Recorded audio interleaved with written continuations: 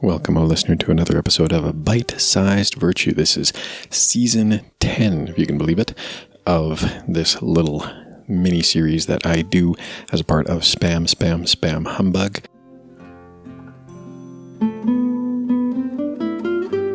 This one's coming a bit late, isn't it?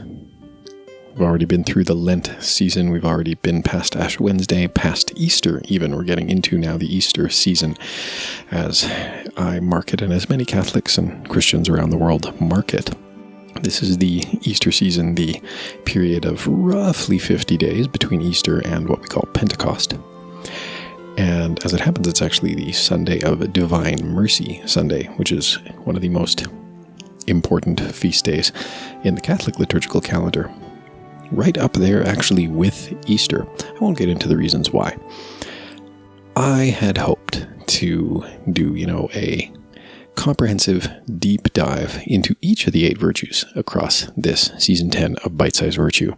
Looking at compassion one week and valor another week, and looking at both how Ultima presents the virtue to us, and also how those same virtues are understood in real-world philosophical terms. And maybe I'll do that in Season 11, who knows. The world changed a lot over the course of Lent. And now it's hard to focus on anything other than 2 virtues in particular. I think 2 of the virtues of Ultima are sacrifice and humility.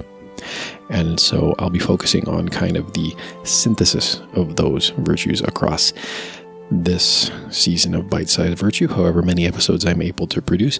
And as has been my plan the last couple of times around, I'm going to be alternating between doing a Spam Humbug episode one week and then a Bite-Sized Virtue episode in the off week.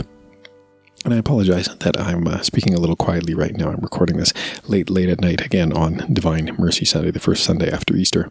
My kids have all gone to bed, and unfortunately I'm unable to use the basement, so I have to content myself with recording here on the main floor, where I can be quiet and I can speak quietly, but not too loudly, because I dare not risk waking any of the kids. I won't go into the subject matter too much today, because I don't want to talk for too terribly long, so this will probably be the shortest Bite-Sized Virtue episode yet produced. But I do want to say that, I hope you and your family are well. I hope that things have not been too crazy, topsy-turvy for you where you are. I hope that the supermarkets have food. I hope that you are well, your family is well.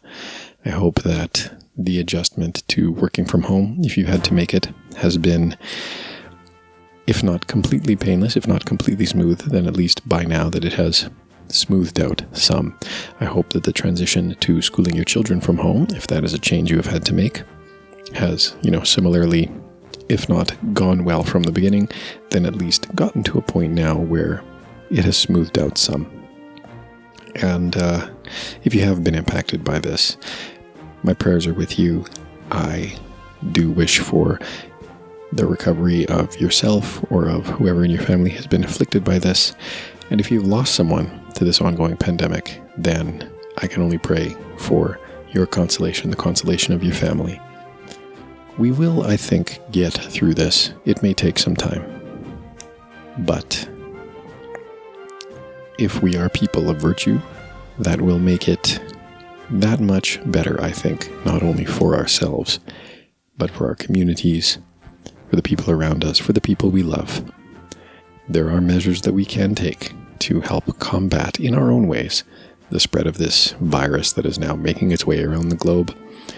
And it will require a measure of sacrifice from us, no doubt, and it will require a measure of humility from us, no doubt, to enact those measures in our own lives. But hopefully we are able to do that. And so in due time, see this situation we find ourselves in, for the moment, come to an end. And then with all due expedience. All right, that's enough for now. I will talk to you in a couple weeks.